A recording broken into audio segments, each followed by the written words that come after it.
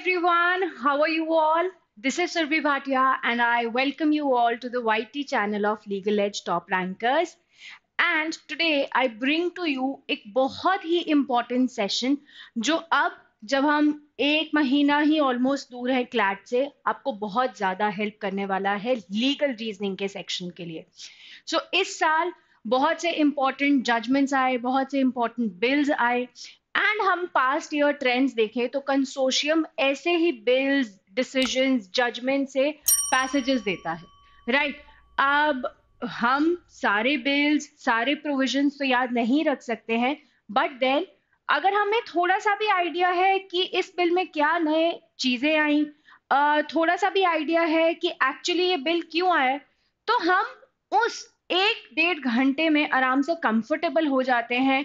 जो हम legal reasoning का सेक्शन करते हुए बहुत घबराते हैं, जो हम ये सोचते हैं कि यार हमारी स्पीड बहुत स्लो हो रही है, हम उस चीज पे बहुत आराम से कमांड पा लेते हैं, right? So in this session we are going to discuss certain important bills जो आए हैं। ऐसा नहीं है कि यही सारे बिल्स ही आए हैं, और भी इंपॉर्टेंट बिल्स हैं, पर इस सेशन में हम ये सारे बिल्स कवर करने वाले हैं। Digital competition bill, post office act, Maharashtra reservation bill, मतलब हर स्टेट में कोई रिजर्वेशन बिल आया है, कहीं पर्सनल लॉ से रिलेटेड अमेंडमेंट्स हुए हैं, तो ये सारे प्रोविजंस हम डिस्कस करने वाले हैं आज के सेशन में। So very quickly let's start. सबसे पहले let's deal with the digital competition bill. आज का टाइम अगर देखें तो सब कुछ डिजिटल है, एवरीथिंग। ये सेशन, क्लासेस, शॉपिंग, सब कुछ डिजिटल है, राइट? कंपटीशन भी बहुत ज्यादा है मार्केट में, राइट? अब शॉपिंग करने जाओ तो Amazon भी है, मिंत्रा भी है, सब पे सेल है, एवरीवेयर देयर इज कंपटीशन। तो इसी वजह से हमें डिजिटल कंपटीशन बिल की जरूरत पड़ी। अब ऑलरेडी एक कंपटीशन एक्ट 2002 हमारे पास है, बट डिजिटल कंपटीशन बिल अलग से क्यों?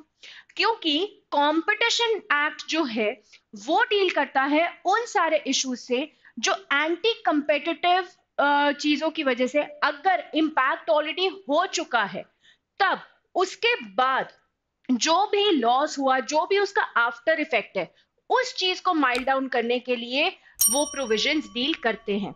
वेयर एज यहां पर जो डिजिटल कंपटीशन बिल है ये डील करता है एक्स पोस्ट फ्रेमवर्क की जगह एक्स एंटे अप्रोच से। मतलब एक एग्जांपल लेते हैं, जैसे अभी रिसेंटली गूगल पे अच्छा खासा फाइन लगा था फॉर एंटी कॉम्पिटिटिव सर्विसेज। अब एंटी कॉम्पिटिटिव सर्विसेज क्या होती है? जैसे आप अपने कंपेटिटर को मार्केट से एलिमिनेट करने के लिए बहुत से इंसाइटिंग ऑफर्स देते हो, बहुत से इंसाइटिंग फीचर्स देते हो अपने यूजर को, जिससे कहीं ना कहीं अल्टीमेटली यूजर के पास वो चॉइस खत्म हो जाती है, राइट? एंड एक टाइम पे आपकी मोनोपोली स्टैब्लिश हो जाती है मार्केट में। तो अब एक्स पोस्ट फ्रेमवर्क क्या कहता है कि नुकसान होने के बाद, सब ब्रीच, सारे रूल्स ब्रीच करके नुकसान होने के बाद अब मामला सेटल करना है। पर बहुत बार नुकसान जो मॉनेटरी अमाउंट में वो तो हम सेटल कर पाते हैं, पर उसके आसपास बहुत सी और ऐसी चीजें होती हैं जो ऑलरेडी एक इम्पैक्ट कर चुकी होती है और हम उसे रिवर्स नहीं कर सकते हैं, राइट? तो यहाँ पे डिजिटल कंपटीशन बिल का सबसे पहला और सबसे इंपॉर्टेंट फीचर है कि वो एक्स एंटी अप्रोच लेता है। मतलब कि अगर लगता भी है कि नुकसान आगे हो सकता है, लगता भी है कि ये रूल्स वॉयलेट कर सकते हैं या करने वाले हैं, तो उन्हें पहले ही रोक दिया जाता है, right? Now, it is majorly to prevent tech giants to favor their own services, कि वो अपनी ही सर्विसेज ना बार बार क्या कहते हैं फेवर करें। फॉर एग्जाम्पल अगर हम आईफोन की बात करें तो वो थर्ड पार्टी एप्स अलाउ नहीं करता है, राइट? अगर हम गूगल एंड्रॉइड की बात करें तो वो सिर्फ एक प्ले स्टोर मेजरली अलाउ करता है। तो यहाँ पे वो अपनी ही सर्विसेज को फेवर ना करे, इसके लिए ये हमारा बिल इंपॉर्टेंट प्रोविजंस लेकर आता है। Using data of one business in another of a company. सीधा सा एक एग्जांपल ले तो यहाँ पर जो हमारा गूगल सर्च होता है वो कहीं ना कहीं यूट्यूब की सर्च से इन्फ्लुएंस करके हमें बहुत से सजेशंस देता है, राइट? आपने भी देखा होगा कि आपने ऐसा कुछ चेक नहीं किया पर आपकी फीड में वो सब चीजें रिफ्लेक्ट होने लगेंगी, ठीक है?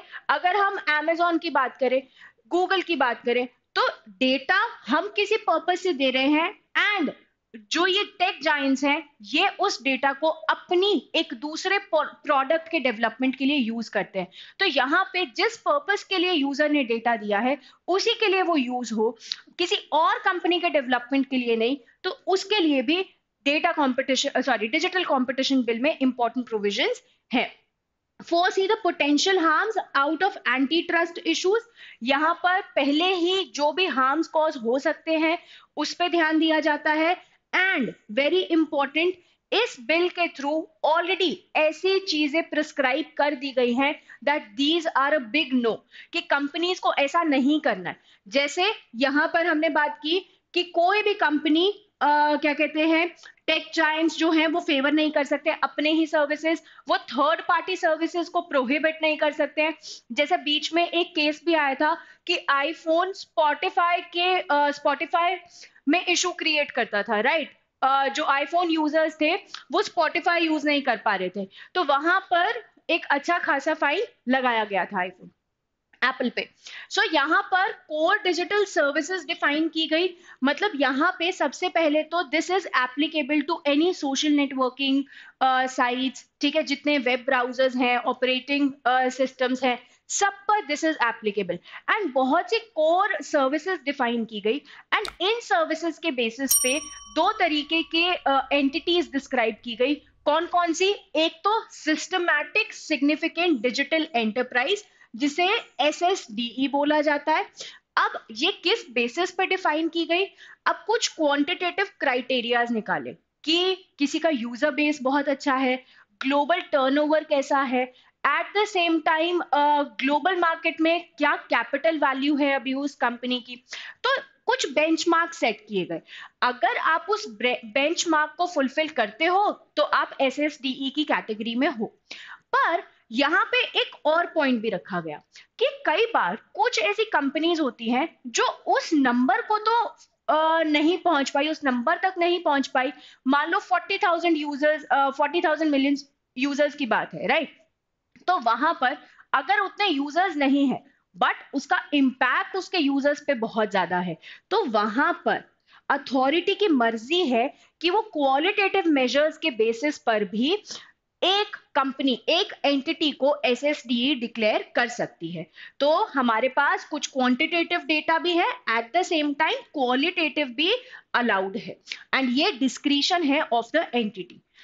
उसके बाद आते हैं एसोसिएट डिजिटल एंटरप्राइज। तो एसोसिएट डिजिटल एंटरप्राइजेस, अगेन, अगर आप एक ही एंटरप्राइज एसोसिएटेड है विद अनदर एंटरप्राइज, जैसे हमने एग्जांपल लिया गूगल का, कि आप कुछ भी गूगल कर रहे हो, इट समवॉट इम्पैक्ट्स आपका यूट्यूब, ठीक है? जो गूगल मैप्स है वो डेटा यूज करता है बाकी की एप्स का, राइट? तो यहाँ पे ऐसी एंटरप्राइजेस को एसोसिएट डिजिटल एंटरप्राइज डिक्लेयर किया जा सकता है।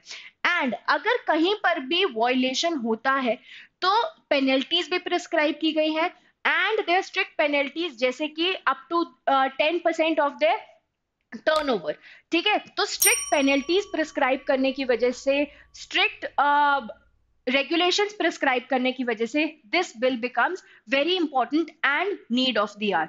एंड थोड़ा सा टिपिकल हो जाता है क्योंकि अगर हमें नए टर्म्स दिखते हैं उस वक्त ऑलरेडी स्ट्रेस का माहौल होता है, तो अब I hope you are familiar with the terms, और अगर ये टर्म आएगी, अगर ये पैसेज आता है, will be comfortable with the passage.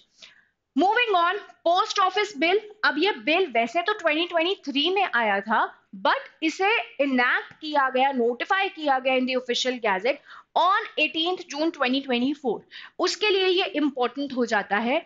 अब यहाँ पोस्ट ऑफिस बिल से इन्होंने काफी पुराने बिल्स को क्या कहते हैं, वो रिपील किए हैं, एंड कुछ इंपॉर्टेंट चेंजेस प्रपोज किए हैं, जिसकी वजह से, बहुत से चेंजेस की वजह से यहाँ पे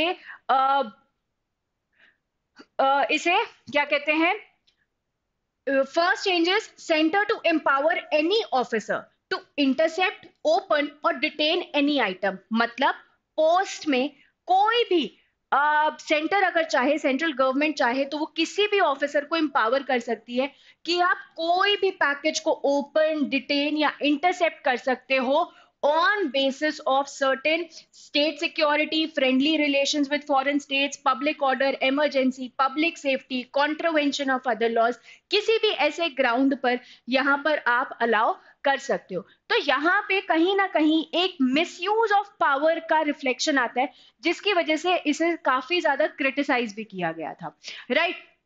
उसके बाद second point is post officers have to hand they can hand over postal items to custom authorities. अगर उन्हें ऐसा लगता है कि यहाँ पे कोई प्रोहिबिटेड आइटम्स है, अगर उन्हें ऐसा लगता है कि यहाँ इस पे कस्टम टैक्स लगना चाहिए, प्रॉपर्ली पेड नहीं है, उन्हें कुछ भी ऐसे लगता है, शक है किसी चीज पे, तो वहां उनको अथॉरिटी दी गई है कि आप कस्टम अथॉरिटीज को डायरेक्टली कांटेक्ट कर सकते हैं, right. Next is exclusive privilege of centre of conveying all letters by post. अब पहले क्या होता था, सिर्फ सेंटर के पास ये पूरे का पूरा प्रिविलेज था कि आप लेटर्स को पोस्ट कर सकते हैं। तो जो भी हम प्राइवेट सर्विसेज देखते थे ना, कुरियर सर्विसेज, वो इनिशियली हमारे एक्ट में नहीं आते थे। हाउएवर अब जो भी प्राइवेट कुरियर सर्विसेज हैं, पोस्टल सर्विसेज हैं, वो सब आने लगे। तो पहले कैसे अलाउड था, क्योंकि यहाँ पे लेटर्स बाय पोस्ट की बात की गई है। तो अगर हम कोई लेटर भी भिजवा रहे थे तो उसे पार्सल या कैरेज ऐसी किसी कैटेगरी में डाल के प्राइवेट जो थे वो उस चीज को यूज करते थे, ठीक है। तो यहाँ पर जो सेंटर का एक्सक्लूसिव प्रिविलेज है उस चीज को हटा दिया गया है। अब प्राइवेट कुरियर सर्विसेज भी इसके एम्बिट में आ गए हैं। ऑलराइट, मूविंग फर्दर, जितनी भी पेनल्टीज थी ऑफेंसेस के वजह से due to fraud, misconduct, theft, ये चीज हटा दी गई है। और अगर कोई भी लॉस, मिस डिलीवरी, डिले या डैमेज होता है अनलेस स्पेसिफाइड, उसकी भी लाइबिलिटी यहाँ पर अथॉरिटी से हटा दी गई है। इसके लिए भी काफी ज्यादा क्रिटिसाइज किया गया, क्योंकि यहाँ पे जो अथॉरिटीज है उनकी कोई भी अकाउंटेबिलिटी नहीं रह जाएगी। जो पोस्ट ऑफिस है उसकी कोई भी अकाउंटेबिलिटी नहीं रह जाएगी, ठीक है। अगर किसी का पार्सल, किसी का पोस्ट नहीं डिलीवर हो पाया तो उस पर्सन के लिए there is no other provision. तो यहाँ पे पेनल्टी कम हो सकती थी, ऑलरेडी बहुत मेजर पेनल्टी थी, किसी और तरीके से उसे रखा जा सकता था, पूरी तरीके से रिमूव कर देना was heavily criticised. Next is, अगर कोई भी मना करता है या निग्लेक्ट करता है to pay charges for availing a service जो पोस्ट ऑफिस ने प्रोवाइड की है, such amount shall be recoverable as if it was an arrear of land revenue. तो यहाँ पे अरियर्स ऑफ लैंड रेवेन्यू को बहुत सीरियसली डील किया जाता है। मतलब अगर कोई भी ऐसा लैंड है उसका रेवेन्यू नहीं आ पाया है, जो भी पेंडिंग अमाउंट है, उस चीज को बहुत सीरियसली डील किया जाता है, राइट। तो यहाँ पर अगर कोई पोस्ट ऑफिस की सर्विस लेता है, पोस्ट ऑफिस में सिर्फ एक ही सर्विस नहीं है, और भी बहुत सी सर्विसेज होती है, राइट। तो अगर कोई भी सर्विस के लिए एक पर्सन डिनाई कर रहा है पे करने से, तो यहाँ पर बहुत सीरियसली उस मैटर को डील किया जाएगा। तो यहाँ पे कहीं ना कहीं बैलेंस नहीं हो पाया, अथॉरिटीज से पूरी की पूरी पेनल्टीज हटा देना एंड एक यूजर पे इतने स्ट्रिक्टली पेनल्टी इंपोज करना, तो कहीं ना कहीं एक डिसबैलेंस आ गया विच वाज अगेन क्रिटिसाइज। तो ये सारे इंपॉर्टेंट चेंजेस थे, इंपॉर्टेंट इंट्रोडक्शंस थे in the post office bill. Let's move to the next one.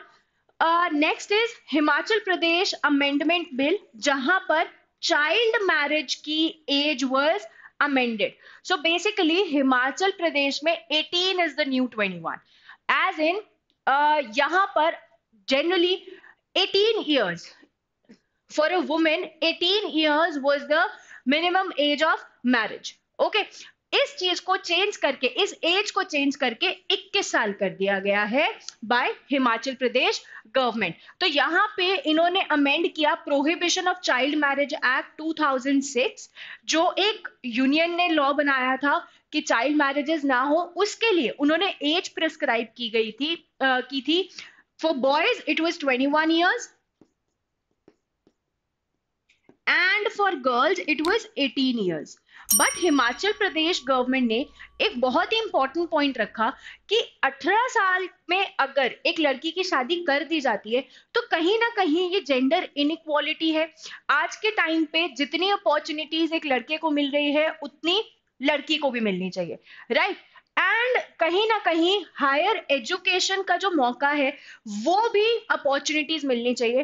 तो ये सारे पॉइंट्स रखते हुए उन्होंने ये बोला कि अगर हमें एक जेंडर इक्वालिटी का कॉन्सेप्ट लेकर आना है, इस एथिक को हमें आगे प्रमोट करना है, तो मैरिटल एज में भी एक सिमिलैरिटी होनी चाहिए, जिसकी वजह से इन्होंने इस अमेंडमेंट बिल से 18 से एज क्या कर दी है, 21 ईयर्स कर दी है।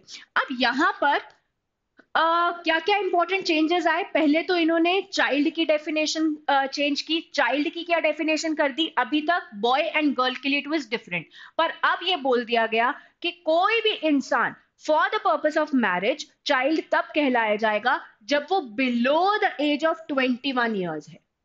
तो इररेस्पेक्टिव ऑफ कौन से जेंडर को वो इंसान बिलोंग कर रहा है, इट वुड सिंपली बी 21 साल से कम इज चाइल्ड। ओके, अब चाइल्ड मैरिज में एक बहुत इंपॉर्टेंट प्रोविजन था कि अगर दो लोगों की शादी करवा दी जाती है, दोनों या दोनों में से कोई भी एक अगर माइनर है, मतलब 18 या 21 साल से कम है अकॉर्डिंग टू देयर जेंडर्स, तो यहाँ पर या तो वो खुद शादी कर लेते हैं या अपने गार्डियन के कंसेंट से शादी करते हैं या गार्डियंस अप्रूव करते हैं इस शादी को। तो एनी हाउ बीइंग मेजर, जैसे ही वो मेजर हो जाते हैं, जैसे ही उनकी वो एज हो जाती है, तब उनके पास चॉइस था कि वो चाहें तो जाके उस मैरिज को वॉइड डिक्लेयर करवा सकते हैं।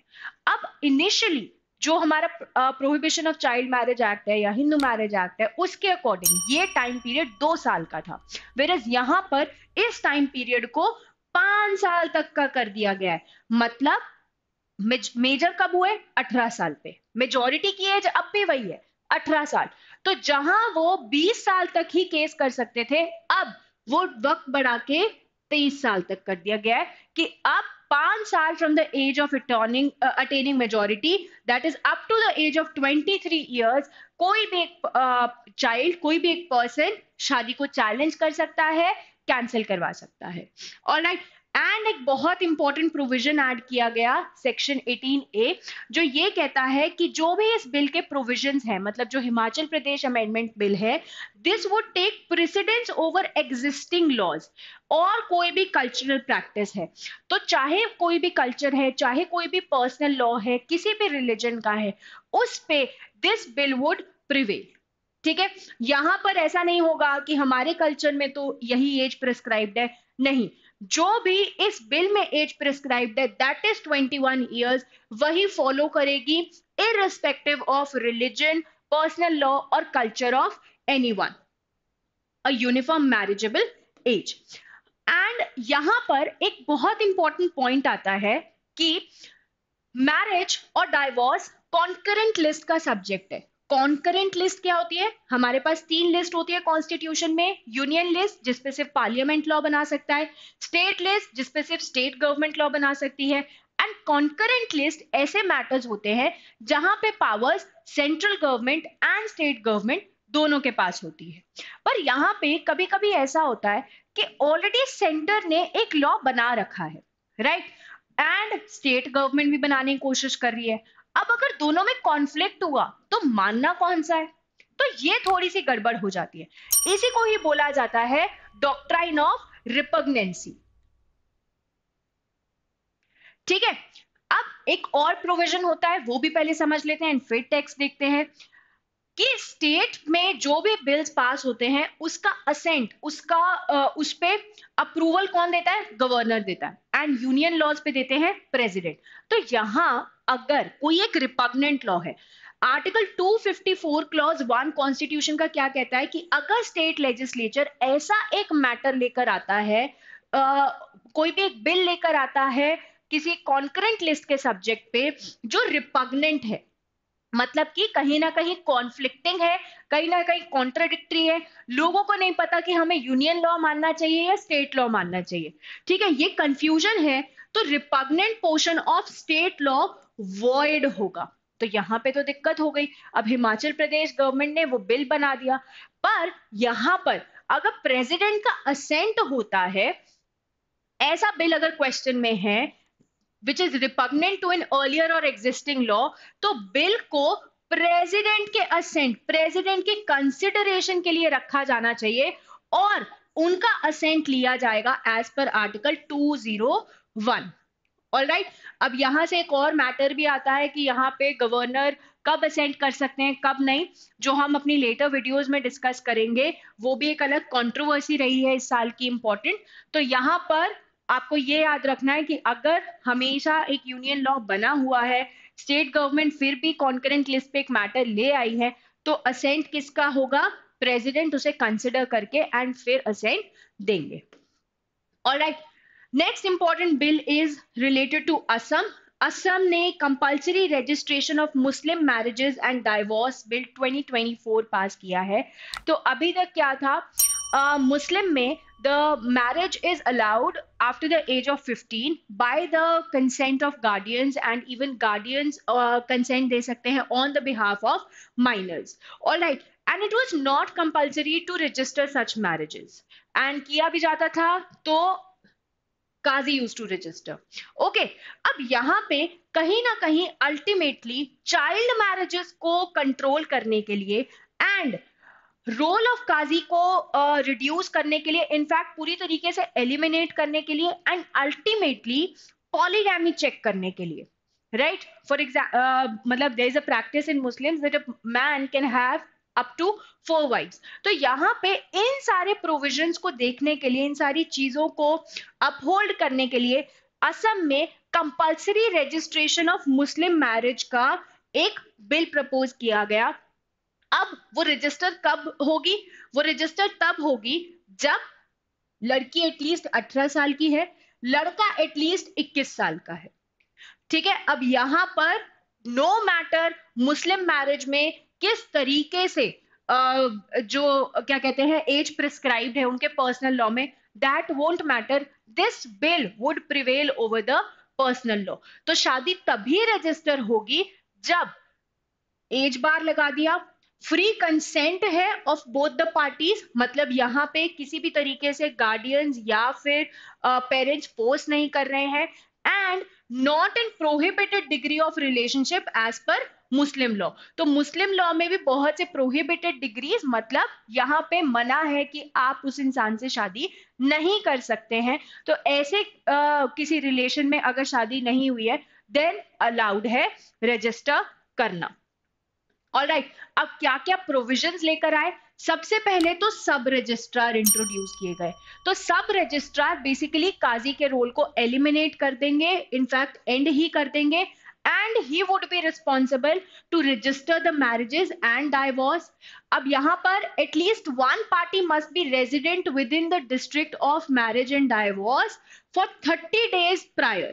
मतलब जब भी शादी करनी है या डाइवोर्स फाइल करना है, तो जिस भी डिस्ट्रिक्ट के सब रजिस्ट्रार के पास आप जा रहे हैं, उस डिस्ट्रिक्ट में either the boy or the girl should be staying कम से कम भी 30 दिन पहले से। ओके, उसके बाद है notice of at least 30 days prior to the registration. जैसे हम मूवीज में देखते हैं ना कि एक पर्सन बस मतलब एक कपल बस गया, कोर्ट में साइन किए एंड शादी हो गई। नहीं, एक्चुअली में आपको 30 डेज का एटलीस्ट एक नोटिस देना पड़ेगा यहाँ पर, एंड वो नोटिस इसलिए दिया जाता है ताकि जो सब रजिस्ट्रार है, जो अथॉरिटीज हैं, वो सब चीजें चेक कर पाए, सारे डॉक्यूमेंटेशन चेक कर पाए, क्योंकि आपको यहाँ पे अपना identity proof, age proof, place of residence, ये सब भी बताना होगा, बिकॉज यहाँ पर age has become an important aspect. तो इन सब चीजों को चेक करना भी इंपॉर्टेंट हो जाता है। अब यहाँ पर ये जो 30 डेज का पीरियड है, इसमें कोई भी चाहे तो ऑब्जेक्शन भी रेज कर सकता है। तो यहाँ पे कहीं ना कहीं वो जो पॉलीगैमी वाली चीज है, उस चीज को भी अपहोल्ड कर देगा ये प्रोविजन। मतलब ऑलरेडी अगर शादी हो चुकी है तो यहाँ पर objection can be raised with in 30 days, जो बाद में इंक्वायरी भी होगी। ऐसा नहीं होगा कि किसी ने ऑब्जेक्शन कर दिया और आप एज इट इज मना कर दो उस कपल को कि नहीं हो सकती है शादी। यहाँ पर there would be a proper inquiry. अगर कोई भी ऑब्जेक्शन आता है तो मूविंग ऑन, अब यहाँ पर अगर कहीं भी सब रजिस्ट्रार को ऐसा पता चलता है कि there has been a minor या फिर अ चाइल्ड, मतलब a girl below the age of 18 and a boy below the age of 21 years, जो शादी करने वाले हैं, शादी रजिस्टर करवाने आए हैं, तो ऐसे केस में आपको इमीडिएटली रिपोर्ट करना होगा to child marriage protection officer. ठीक है, अगर आप रिपोर्ट नहीं करते हो तो इसके लिए भी प्रॉपर पेनल्टीज आर प्रिस्क्राइब। कोई अगर जानते हुए भी अपनी मर्जी से ऐसी शादी को रजिस्टर करता है, कोई भी कंडीशन को वॉयलेट करता है, तो ऐसे ऑफिसर, ऐसे सब रजिस्ट्रार को कम से कम 1 साल और 50,000 का फाइन लगेगा। सॉरी, मैक्सिमम 1 साल और 50,000 का फाइन लग सकता है। ठीक है, तो यहां पर जो ऑफिसर है, जो सब रजिस्ट्रार है, उस पे भी एक स्ट्रिक्ट रिस्पॉन्सिबिलिटी डाल दी स्टेट गवर्नमेंट ने थ्रू दिस बिल। अब ऑलरेडी यहां पर एक एक्ट था, तो चाहते तो एक दो सेक्शंस को अमेंड करके सिस्टम बदला जा सकता था, बट देन एक पूरा का पूरा ही नया बिल इंट्रोड्यूस किया गया। पहले एक ऑर्डिनेंस के थ्रू एक जो एक्ट था उसे रिपील किया गया, फिर नया बिल लाया गया। तो अल्टीमेटली यहाँ पे एक स्ट्रिक्ट प्रोविजन लाने के पर्पज से, एक इम्पैक्टफुल प्रोविजन लाने के पर्पज से पूरा जो पुराना एक्ट था उसे रिपील किया गया और अब रजिस्ट्रेशन को कंपलसरी किया गया। ओके, सो पर्सनल लॉ से रिलेटेड हमारे काफी इस बार बिल्स आए हैं, and Uttarakhand has taken a landmark step, जहां the entire country is still debating on कि यूनिफॉर्म सिविल कोड होना चाहिए, नहीं होना चाहिए। उत्तराखंड ने यूनिफॉर्म सिविल कोड पास कर लिया है, अप्लाई कर लिया है। तो यूनिफॉर्म सिविल कोड है क्या? That it is somewhat a religion neutral law. ठीक है, हमारे पास डिफरेंट पर्सनल लॉज हैं। For example, Hindu would be governed by Hindu personal laws, Muslim by their personal laws, etcetera etcetera. But uniform civil code का मतलब है इररेस्पेक्टिव ऑफ आप किस रिलीजन के हो, आप यूनिफॉर्मली इस कोड से, इन सारे लॉज से गवर्न होंगे। यहां पर आप अपने पर्सनल लॉ से नहीं, आप यहाँ पे गवर्न होंगे यूनिफॉर्म लॉ से। ओके, तो distinct personal laws of every religion, चाहे मैरिज, डाइवोर्स, अडॉप्शन, सक्सेशन, इन सब के लिए अलग अलग प्रोविजंस हैं, अलग अलग रिलीजन के लिए अब यूनिफॉर्म रहेंगे। अब आर्टिकल 44, जो एक directive principle of state policy है, ये प्रिस्क्राइब करता है यूनिफॉर्म सिविल कोड। अब directive principle of state policy क्या है? जहां पर स्टेट को डायरेक्शन दी जाती है कि if you do this for the country it's good. तो यहाँ स्टेट को डायरेक्शन तो मिली हुई है यूनिफॉर्म सिविल कोड बनाने की, बट आज तक भी since a long long time there has been no uniform civil code. Overall there are still ongoing debates, मतलब बीच में बहुत स्पेकुलेशंस भी आए थे, बट लेट्स सी। अब यहाँ पे कुछ इंपॉर्टेंट प्रोविजंस जो यूनिफॉर्म सिविल कोड से रिलेटेड है, दैट इज सबसे इंपॉर्टेंट कि ये शेड्यूल्ड ट्राइब्स पे अप्लाई नहीं होगा।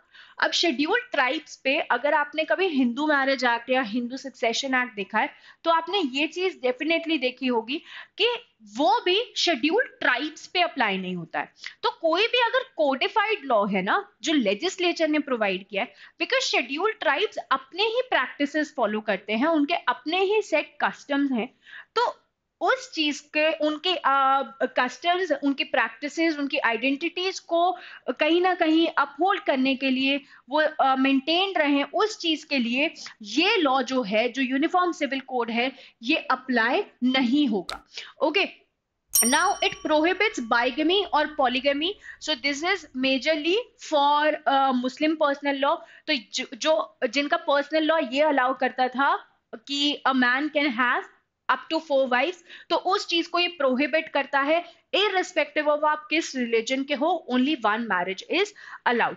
कंपल्सरी रजिस्ट्रेशन, तो अभी तक पर्सनल लॉज में क्या था?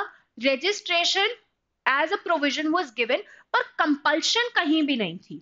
ठीक है, यहाँ पे डिस्क्रिशन थी कपल की कि वो रजिस्टर करवाए नहीं करवाए, पर यूनिफॉर्म सिविल कोड में विद इन 60 डेज कंपल्शन बना दिया गया कि 60 दिन के अंदर कंपल्सरी है करना आपको रजिस्टर। एंड बहुत सी प्रैक्टिसेस जैसे कि निकाह हलाला, इद्दत, ट्रिपल तलाक, इन सबको क्रिमिनलाइज कर दिया। तो all these practices are again related to Muslim personal law. निकाह हलाला क्या होता है? इट इज अ प्रैक्टिस जहां पे for example A and B, ये दोनों मुस्लिम्स हैं, राइट?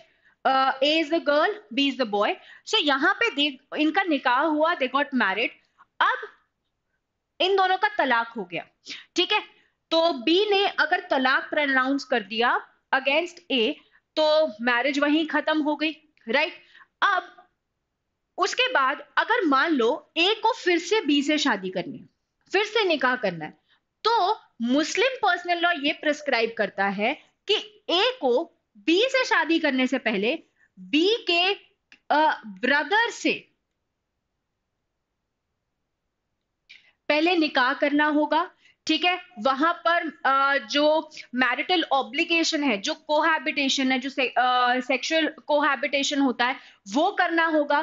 फिर उनसे तलाक लेके उसके बाद अब वो बी से फिर से निकाह कर सकती है। सो this was the practice of निकाह हलाला, जो कहीं ना कहीं डेरोगेटरी है टुवर्ड्स द एथिक्स, ठीक है? इस चीज को काफी इंपैक्ट करता है। उसके बाद आता है इद्दत। तो इद्दत इज अ मैंडेटरी पीरियड जो एक मुस्लिम गर्ल को फॉलो करना होता है after her husband has died या फिर तलाक प्रोनाउंस कर दिया गया है। एंड ट्रिपल तलाक की 3 बार तलाक प्रोनाउंस करने की प्रैक्टिस, जिससे सुप्रीम कोर्ट ने अनकॉन्स्टिट्यूशनल डिक्लेयर किया गया था। तो यहां पर इन तीनों प्रैक्टिसेस को क्रिमिनलाइज कर दिया है कि दीज आर नॉट अलाउड।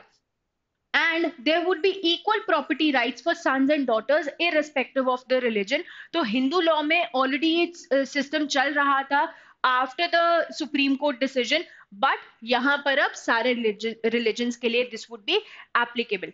अब एक बहुत इंपॉर्टेंट स्टेप था जो uniform civil code of Uttarakhand ने लिया, कि इन्होंने लिव इन रिलेशनशिप्स को रेगुलेट किया। सो लिव इन रिलेशनशिप्स को Navtej Singh Johar versus union of India में पहले होमोसेक्सुअल रिलेशनशिप्स को कहीं ना कहीं एक कॉन्स्टिट्यूशनल डिक्लेयर किया गया, राइट? उसके बाद live in relationships were also declared कि हाँ दीज आर अलाउड। पर यहाँ पर कोई भी एक ऐसा प्रोविजन नहीं है, कोई भी ऐसा लॉ नहीं था जो इस चीज को गवर्न करे। So this is somewhat the first law जो इस चीज को गवर्न कर रहा है। सो यहाँ पर बहुत से इंपॉर्टेंट पॉइंट्स थे जो इन्होंने कवर किए, कि अगर if there is any child that is born out of live in relationship, उसे लेजिटिमेट कंसिडर किया जाएगा, ठीक है? हक दिए जाएंगे जिस तरीके से एक नॉर्मल शादीशुदा कपल के बच्चे को हक दिया जाता है, वैसे लिव इन रिलेशनशिप्स में भी हक दिया जाएगा, सिमिलर टू वैलिड मैरिज। अगर लिव इन पार्टनर ने धोखा दे दिया है, वुमेन को छोड़ के चला गया है, तो यहाँ पे मेंटेनेंस के लिए भी अलाउड है, ठीक है? एंड रजिस्ट्रेशन कंपल्सरी है। तो ये एक ऐसा पॉइंट था जो कहीं ना कहीं कंट्रोवर्शियल था, कि अगर आप लिव इन रिलेशनशिप में जा रहे हैं, अगर लिव इन रिलेशनशिप टर्मिनेट हो रहा है, तो दोनों ही वेज में it was compulsory for the couple कि वो रजिस्टर करवाएं विद द प्रॉपर अथॉरिटी कि अच्छा स्टार्ट हो गया है, एंड हो गया है। तो यहाँ पे कहीं ना कहीं बात आई कि इट कॉन्ट्रवीन्स, ये कहीं ना कहीं कॉन्ट्रडिक्ट करता है right to privacy of the couple, और इसकी वजह से पेरेंटल इंपैक्ट भी काफी ज्यादा आएगा, ठीक है? बट उत्तराखंड गवर्नमेंट के अकॉर्डिंग ये एक इंपॉर्टेंट स्टेप था, क्योंकि इन द रिसेंट ईयर्स, पिछले 1-1.5 साल में ऐसे बहुत से केसेस आए हैं जहां पे a boy and a girl were in live in relationship and अता पता नहीं होता था where did the girl go, and ultimately a dead body was found. तो उन्होंने बोला कि ये सिक्योरिटी मेंटेन रखने के लिए कि एटलीस्ट पेरेंट्स की नॉलेज में हो कि उनका बच्चा कहाँ है, उस चीज की सैंटिटी मेंटेन करते हुए उन्होंने बोला कि रजिस्ट्रेशन वुड बी कंपल्सरी। तो यहाँ पर जो भी लिव इन रिलेशनशिप में जाता है उन्हें स्टेटमेंट सबमिट करना होगा एक, ठीक है, रजिस्ट्रार के पास, जिसके भी ज्यूरिसडिक्शन में वो रह रहे हैं। अब ये जरूरी नहीं है कि आप उत्तराखंड के हैं या नहीं है, right? It does not matter आप उत्तराखंड के हैं नहीं, अगर आप वहां लिव इन रिलेशनशिप में हैं तो दैट वुड इम्प्लाई अब एक इंक्वायरी की जाएगी बाय द रजिस्ट्रार, ठीक है? अगर आप रजिस्टर नहीं करते हैं विद इन 1 मंथ, तो उसके लिए पेनल्टी भी प्रेस्क्राइब की गई है। यहाँ पे सजा भी हो सकती है 3 महीने तक की, फाइन भी हो सकता है 10,000 तक का। एंड यही सेम प्रोविजंस अप्लाई होंगे अगर लिव इन रिलेशनशिप खत्म हो रहा है। तो यहाँ पे दिस वाज वन थिंग जो क्रिटिसाइज की गई थी, जो थोड़ी डिबेटेबल थी जब ये प्रोविजंस लागू हुए थे। Moving on, another very important bill जो आया, that was Maharashtra state reservation of socially and educationally backward classes bill. तो यहाँ पर मराठास को 10% रिजर्वेशन प्रोवाइड किया गया इन जॉब्स एंड एजुकेशन। तो मराठास को डिक्लेयर किया गया socially and educationally backward classes. SCBCs are socially and educationally backward classes, और इन्हें रिजर्वेशन प्रोवाइड किया इस कैटेगरी में अंडर आर्टिकल 342A, एंड उन्हें बेनिफिट दिया गया article 15 clause 4। Article 15 clause 4 deal करता है कि रिजर्वेशन दी जा सकती है for the upliftment of SC, ST and SCBCs। ठीक है, जिस प्रोविजन की वजह से आज रिजर्वेशन है। 15 क्लॉज 5 कि यहाँ पर प्राइवेट एजुकेशनल इंस्टीट्यूशंस को भी रिजर्वेशन देना होगा, एंड 16 क्लॉज 4 कि एम्प्लॉयमेंट में भी ये रिजर्वेशन अलाउड है। तो यहाँ पर मराठास को अगर इस कैटेगरी में डाला जाता है तो उन्हें इन 3 आर्टिकल्स का बेनिफिट मिलेगा।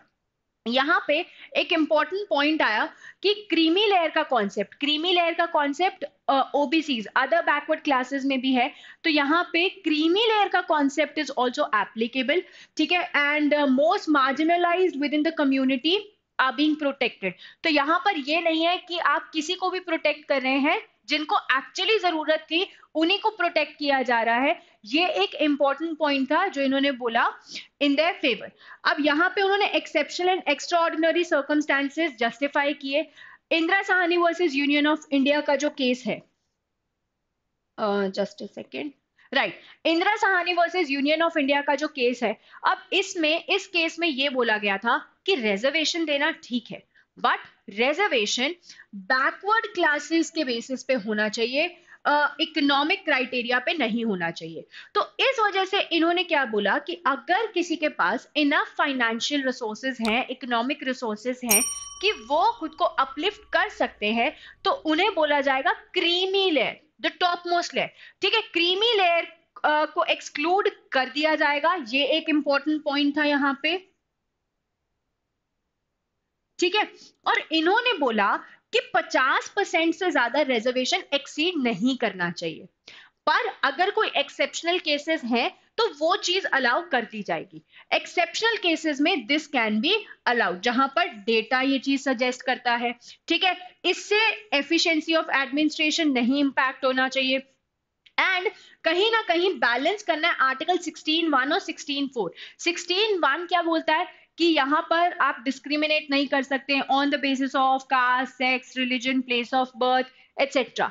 एंड 16(4) क्या बोलता है कि रिजर्वेशन प्रोवाइड करना चाहिए। तो यहाँ पे दोनों चीजों को बैलेंस करने के लिए कहीं ना कहीं ये एक इंपॉर्टेंट स्टेप था जो सुप्रीम कोर्ट ने in the landmark judgment of Indira Sawhney उठाया। अब यहाँ पर इन्होंने यही बात बोली कि यहाँ पर एक्सेप्शनल सर्कमस्टांसेस एग्जिस्ट करते हैं, एक्स्ट्रा ऑर्डिनरी सर्कमस्टांसेस एग्जिस्ट करते हैं, जिस वजह से ये डेफिनेटली अलाउड होना चाहिए कि हम 50% सीलिंग लिमिट को ब्रीच कर पाए, वॉयलेट कर पाए। अब एक ब्रीफली देख लेते हैं हुआ क्या था।